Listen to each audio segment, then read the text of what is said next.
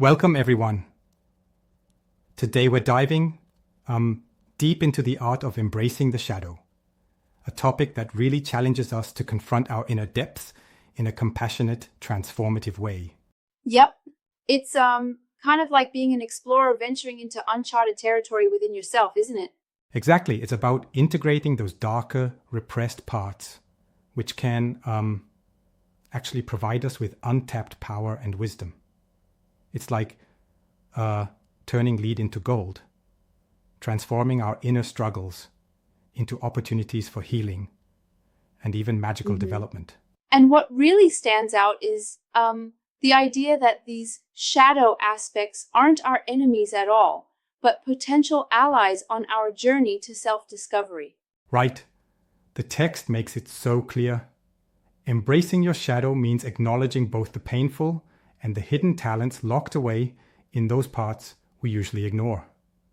It's like we recognize our anger, fear, and repressed grief, but we also uncover hidden strengths and creative potential. I find it interesting how the discussion spans both psychological frameworks like Jungian theory as well as magical practices. That mix of historical, cultural, and spiritual perspectives really enriches the conversation. For sure. The work acknowledges Carl Jung's contributions with the unconscious, repression, and projection. But it doesn't stop there. It also weaves in rituals, journaling, dream analysis, and even energy work, techniques that are actually common in witchcraft and magic traditions. Right. And speaking of projection, when we see in others what we deny in ourselves, it's a fascinating dynamic. The text explains that our repressed emotions can distort our relationships. Exactly. It's like you're holding up a mirror to your innermost self, even when you think you're watching someone else. Recognizing these projections is crucial for both personal healing and for developing healthier interactions. Indeed. Now moving into practical territory, journaling and dream work. Can you expand on how these techniques assist in revealing our shadow aspects? Sure thing. Journaling, for instance, is presented as a powerful tool to examine recurring patterns and untangled emotions. Imagine writing without self-censorship, just uncovering whatever emerges. It's like slowly peeling back layers of an onion, layer by layer, until you see the core. Yeah, that makes total sense. And then there's dream analysis, which exposes those symbols emerging straight from our unconscious. Dreams give us a raw glimpse into the hidden parts of our psyche, right? Exactly. The idea is that dream symbolism isn't literal, but metaphorical. A shadowy figure in a dream might actually correspond to repressed anger or fear in waking life.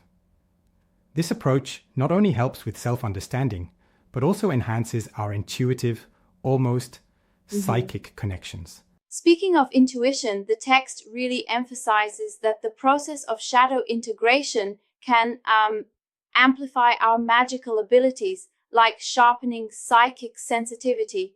How does that work? Well, by engaging deeply with your shadow, you free up suppressed energy that had been blocking your intuition. It's like unleashing a burst of energy that fuels creativity and even magical power. When you integrate your shadow, you empower yourself to tap into a richer internal resource. Right on. Internal.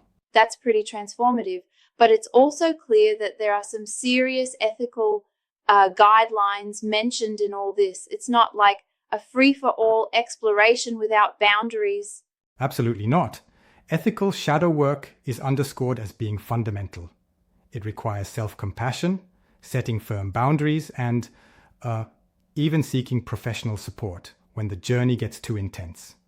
You see, it's all about careful, mindful engagement. Yep, exactly.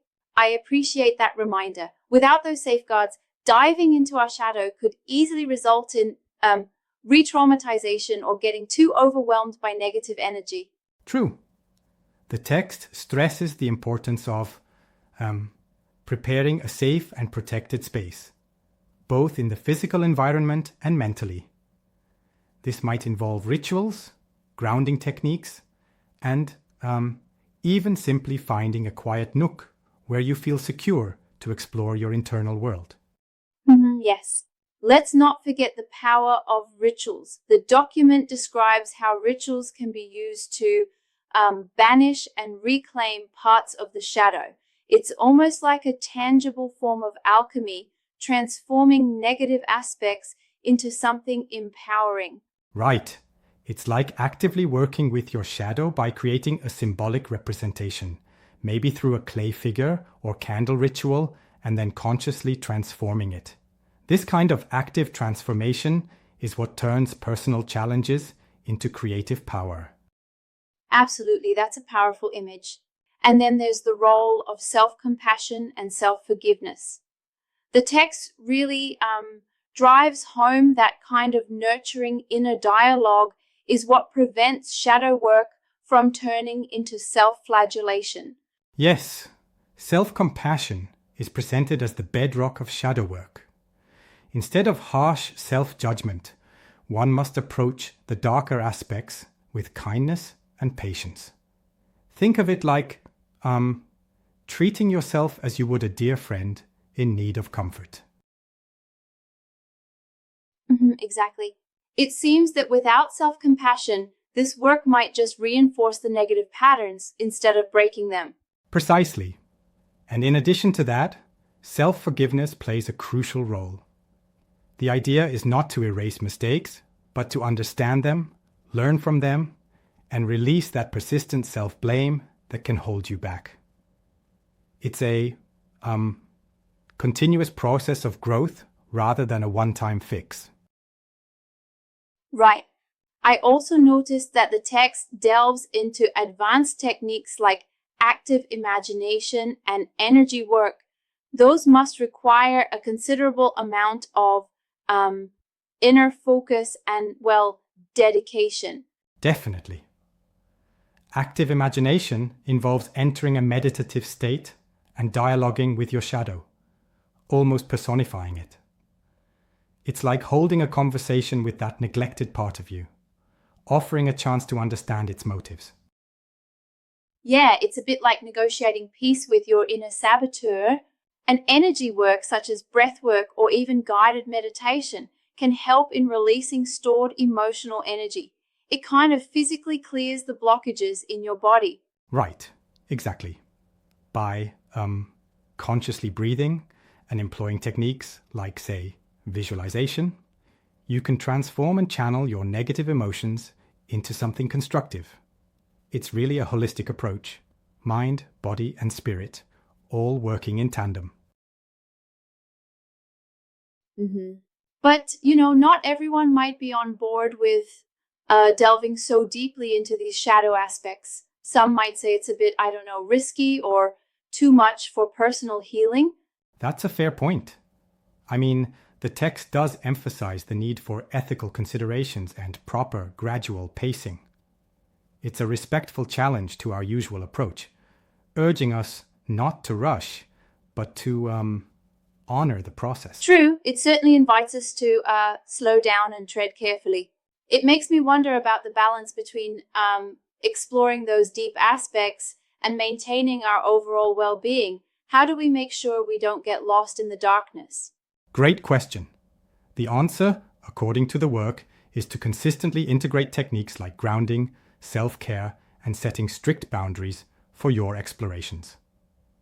Think of it like having a safety net. Your practices ensure you're not spiraling into overwhelm. Yes. And then there's the aspect of community and support from mentors, therapists, or even fellow practitioners. It's not meant to be a solitary prison, right? Exactly. Shadow work benefits enormously from sharing in a safe, supportive environment.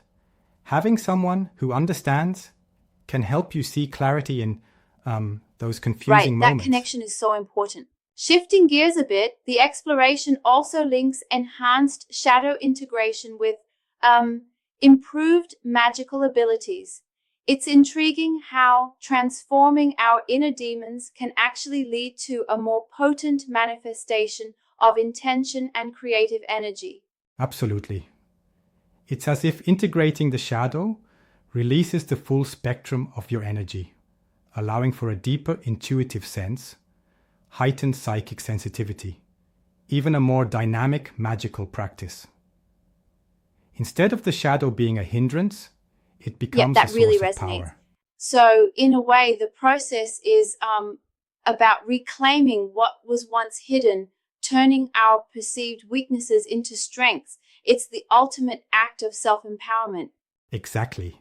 And it's a reminder that our inner darkness is not something external to be defeated, but an integral, often misunderstood part of us that, when embraced with compassion, fuels profound transformation. To sum it up, it sounds like shadow work is both a deeply personal journey and a kind of ritualistic, almost magical path to self-healing. It demands patience, ethical self-care, and a willingness to face our most hidden parts. Yes, that's the essence. It's challenging but transformative, a process of turning darkness into light, fear into creative energy, and ultimately enabling us to live more authentically and powerfully. Absolutely, indeed. I guess what we take away is that embracing our shadow is not about wallowing in it, but rather about integrating it with care, self-compassion, and a clear ethical framework. Precisely. It's not a quick fix, but a lifelong commitment to understanding ourselves more fully. By doing so, we open ourselves up to not just emotional healing, but an expanded awareness that can enhance every aspect of our lives, even our magical practices. Yes, indeed. Thanks for such an enlightening conversation. It's really inspiring to see how deep shadow work can ultimately lead to a more balanced, empowered self. My pleasure. Remember, the journey into your inner darkness, when approached with respect and compassion, can unlock immense personal power. Embrace your shadow. It's a vital part of your whole being. Right, absolutely.